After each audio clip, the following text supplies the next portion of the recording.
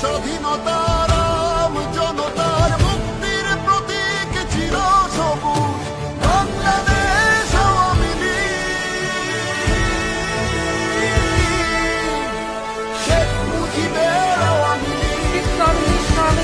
এবার কিছু নাই, আছে শুধু ভালোবাসা, দিয়ে গেলাম তাই।